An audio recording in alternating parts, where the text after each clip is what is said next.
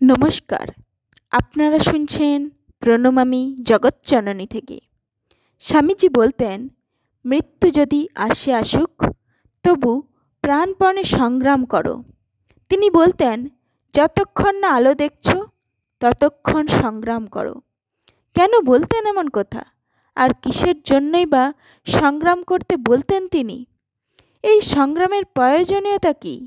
আবশ্যকতা কী? কার বিরুদ্ধেই বা এই সংগ্রাম? শুনে নেব। কিন্তু তার আগে আমার ছোট্ট একটা আবদার বলতে পারেন। প্রণমামী জগৎজননীতে নতুন হয়ে থাকলে সাবস্ক্রাইব করে পাশে থাকুন, এরকম নতুন নতুন অনেক তথ্য ও আলোচনা শুনতে।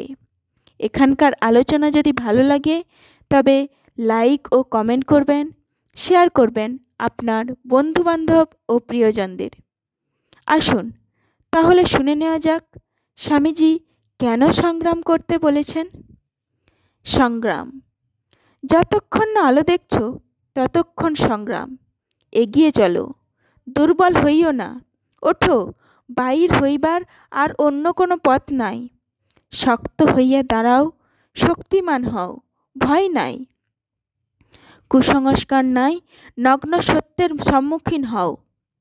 দুঃখ কষ্টের চরম মৃত্যু যদি আসে আসুক, প্রাণপণ সংগ্রামের জন্য আমরা কৃত সংকল্প। ভারতমাতা তার শ্রেষ্ঠ সন্তানগণের জীবন বলি চান। হৃদয়ে উৎসাহাগ্নি জ্বলিতে হইবে। সাহস অবলম্বন করো, ভয় পাইও না। কেবল আমাদের শাস্ত্রেই ভগবানকে লক্ষ্য করিয়া অভি এই বিশেষণ প্রদত্ত হইয়াছে। আমাদিগকে অভি অর্থাৎ নির্ভীক হইতে হইবে, তবেই আমরা কার্যে সিদ্ধিলাভ করিব। উঠো, জাগো, কারণ তোমাদের মাতৃভূমি এই মহাবলী প্রার্থনা করিতেছেন। যুবকগণের দ্বারা এই কার্য সাধিত হইবে। আশিষ্ঠ দরিষ্ঠ বরিষ্ঠ মেধাবী যুবকগণের দ্বারাই এই কার্য সাধিত হইবে। উপনিষদ বলিতেছেন, হে মানব, তেজস্বী হও, দুর্বলতা পরিত্যাগ করো। কিসের জোরে মানুষ উঠিয়া দাঁড়ায় ও কাজ করে? শক্তির জোরে।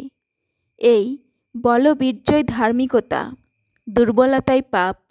যদি উপনিষদে এমন কোনো শব্দ থাকে যাহা বজ্রবেগে অজ্ঞান রাশির ওপর পতিত হইয়া উহাকে একেবারে ছিন্ন ভিন্ন করিয়া ফেলিতে পারে, তবে তাহা অভি। যদি জগৎকে কোনো ধর্ম শিখাইতে হয় তবে তাহা এই অভি। কি ঐচ্ছিক কি আধ্যাত্মিক সকল বিষয়ে অভি, এই মূল মন্ত্র অবলম্বন করিতে হইবে। উপনিষদ বলিতেছেন, হে মানব, তেজস্বী হও, তেজস্বী হও, উঠিয়া দাঁড়াও, বীর্য অবলম্বন করো। জগতের সাহিত্যের মধ্যে কেবল উপনিষদেই অভি এই শব্দ বারবার ব্যবহৃত হইয়াছে। আর কোনো শাস্ত্রে ঈশ্বর বা মানবের প্রতি অভি বা ভয়শূন্য এই বিশেষণ প্রযুক্ত হয় নাই। অভি, ভয়শূন্য হও, ভয় পাইও না। কারণ মনুষ্য জাতির ইতিহাসে দেখা যায় সাধারণ লোকের ভিতরেই যত কিছু মহাশক্তির প্রকাশ হইয়াছে। জগতে যত বড় বড় প্রতিভাশালী পুরুষ জন্মিয়াছেন সবই সাধারণ লোকের মধ্য হইতে। আর ইতিহাসে একবার যাহা ঘটিয়াছে পুনরায় তাহা ঘটিবে। কিছুতেই ভয় পাইও না, তোমরা বিস্ময়কর কার্য করিবে। যে মুহূর্তে তোমাদের হৃদয়ে ভয়ের সঞ্চার হইবে সেই মুহূর্তেই তোমরা শক্তিহীন। ভয়ই জগতের সমুদয় দুঃখের মূল কারণ। ভয়ই সর্বাপেক্ষা বড় কুসংস্কার। নির্ভীক হইলে মুহূর্তে মধ্যে স্বর্গ আমাদের করতলগত হয়। ভয়, কাহাকে ভয়? আমি প্রকৃতির নিয়ম পর্যন্ত গ্রাহ্য করি না। মৃত্যু আমার ওপর নিকট উপহাসের বস্তু। মানুষ নিজ আত্মার মহিমায় অবস্থিত, সেই আত্মা অনাদি অনন্ত ও অবিনাশী। তাহাকে কোনো অস্ত্র ভেদ করিতে পারে না, অগ্নি দগ্ধ করিতে পারি না, জল গোলাইতে পারে না, বায়ু শুষ্ক করিতে পারে না। তিনি অনন্ত জন্মরহিত মৃত্যুহীন। তাহার মহিমার সম্মুখে সূর্যচন্দ্রসমূহ এমনকি সমগ্র ব্রহ্মাণ্ড সিন্ধুতে বিন্দুতুল্য প্রতীয়মান হয়। তাহার মহিমার সম্মুখে দেশকালের অস্তিত্ব বিলীন হইয়া যায়। আমাদিগকে এই মহিমময় আত্মার বিশ্বাসবান হইতে হইবে, তবেই বীর্য আসিবে। তুমি যাহা চিন্তা করিবে তাহাই হইয়া যাইবে। যদি তুমি নিজেকে দুর্বল ভাবো তবে দুর্বল হইবে, তেজস্বী ভাবিলে তেজস্বী হইবে। হে মহাপ্রাণ, ওঠো, জাগো। জগৎ দুঃখে পুরে খাক হয়ে যাচ্ছে। তোমার কি নিদ্রা সাজে? এসো, আমরা ডাকতে থাকি যতক্ষণ না নিদ্রিত দেবতা জাগ্রত হন, যতক্ষণ না অন্তরের দেবতা বাইরের আহ্বানে সাড়া দেন। সাহসের সহিত যুদ্ধ করো। জীবন তো ক্ষণস্থায়ী। একটা মহৎ উদ্দেশ্য জীবনটা সমর্পণ করো। জীবনের একমাত্র চিহ্ন হচ্ছে গতি ও উন্নতি। জাগো, আরও একবার হও পুনঃ অগ্রসর। শক্তিমান তবু, মতি স্থির, আনন্দমগন, মুক্ত বীর। হে সুপ্তিনাশন চিরাগ্রণী, ব্যক্ত করো তব বজ্রবাণী। সর্ববিষয়ে স্বাধীনতা অর্থাৎ মুক্তির দিকে অগ্রসর হওয়াই পুরুষার্থ, যাহাতে অপরে শারীরিক, মানসিক ও আধ্যাত্মিক স্বাধীনতার দিকে অগ্রসর হইতে পারে, সে বিষয়ে সহায়তা করা ও নিজে সেই দিকে অগ্রসর হওয়াই পরম পুরুষার্থ। যে সকল সামাজিক নিয়ম ও স্বাধীনতা স্ফূর্তির ব্যাঘাত করে তাহা অকল্যাণকর এবং যাহাতে তাহা শীঘ্র নাশ হয় তাহাই করা উচিত। যে সকল নিয়মের দ্বারা জীবকুল স্বাধীনতার পথে অগ্রসর হয় তাহার সহায়তা করা উচিত। পরাধীন জাতির ধর্ম নেই। তোদের একমাত্র ধর্ম মানুষের শক্তি লাভ করে পরস্থাপহারীকে তাড়িয়ে দেওয়া। স্বাধীনতাই উন্নতির প্রথম শর্ত। যেমন মানুষের চিন্তা করিবার ও কথা বলিবার স্বাধীনতা থাকা আবশ্যক, তেমনি তাহার আহার, পোশাক, বিবাহ ও অন্যান্য সকল বিষয়েই স্বাধীনতা প্রয়োজন। তবে এই স্বাধীনতা যেন অপর কাহারও অনিষ্ট না করে।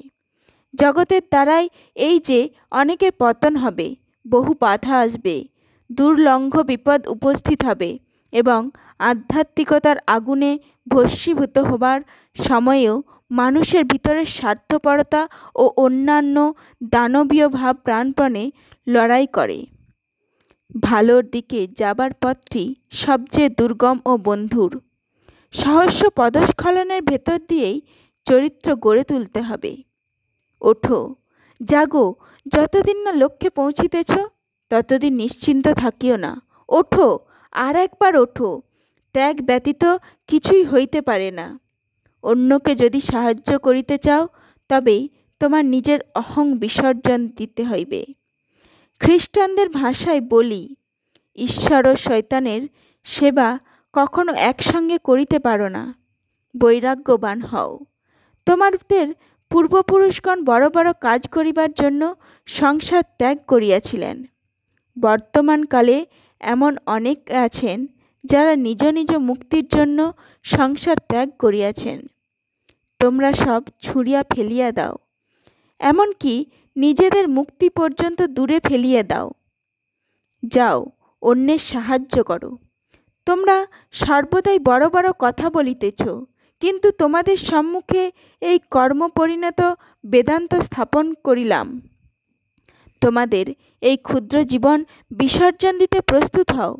যদি এই জাতি জীবিত থাকে তবে তুমি, আমি, আমাদের মতন হাজার হাজার লোক যদি অনাহারে মরে তাহাতেই বা ক্ষতি কি? এই জাতি ডুবিতেছে। লক্ষ লক্ষ লোকের অভিশাপ আমাদের মস্তকে রহিয়াছে, যাহাদিগকে আমরা নিত্য প্রবাহিত অমৃত নদী পার্শ্বে বহিয়া গেল তৃষ্ণার সময় প্রণালীর জল পান করিতে দিয়াছি। সম্মুখে অপর্যাপ্ত আহার থাকা সত্ত্বেও যাহাদিগকে আমরা অনশনে মরিতে দিয়াছি। লক্ষ লক্ষ লোক যাহাদিগকে আমরা অদ্বৈতবাদের কথা বলিয়াছি, কিন্তু প্রাণপণে ঘৃণা করিয়াছি, যাহাদের বিরুদ্ধে আমরা লোকাচারের মতবাদ আবিষ্কার করিয়াছি, যাহাদিগকে আমরা মুখে বলিয়াছি সকলেই সমান, সকলেই সেই এক ব্রহ্ম, কিন্তু উহা কার্যে পরিণত করিবার বিন্দুমাত্র চেষ্টা করি নাই। মনে মনে রাখিলেও হইল। ব্যবহারিক জগতে অদ্বৈত ভাব লইয়া আসা যায় না। তোমাদের চরিত্রের এই কলঙ্ক মুছিয়া ফেলো। ওঠো, জাগো। এই ক্ষুদ্র জীবন যদি চাই, ক্ষতি কি? সকলেই মরিবে, সাধু অসাধু, ধনী দরিদ্র, সকলেই মরিবে। শরীর কাহারও চিরকাল থাকিবে না। অতএব ওঠো, জাগো এবং সম্পূর্ণ অকপট হও। ভারতে ঘোর কপটতা প্রবেশ করিয়াছে। চাই চরিত্র, চাই এইরূপ দৃঢ়তা ও চরিত্র বল, যাহাতে মানুষ একটা ভাবকে মরণ কামড়ে ধরিয়া রাখিতে পারে। যতক্ষণ মানুষ প্রকৃতিকে অতিক্রম করিবার জন্য সংগ্রাম করে, ততক্ষণ তাহাকে যথার্থ মানুষ বলা চলে। ঠাকুর মা স্বামীজির চরণে প্রণাম জানিয়ে শেষ করছি আজকের আলোচনা। নমস্কার। আজ এই পর্যন্তই। পরবর্তী পাঠ নিয়ে খুব তাড়াতাড়ি উপস্থিত হব। ততক্ষণ সকলে সুস্থ থাকুন, ভালো থাকুন, শুনতে থাকুন প্রণমামি জগৎজননী। লাইক, শেয়ার, কমেন্ট ও সাবস্ক্রাইব করার জন্য আপনাদের অসংখ্য ধন্যবাদ।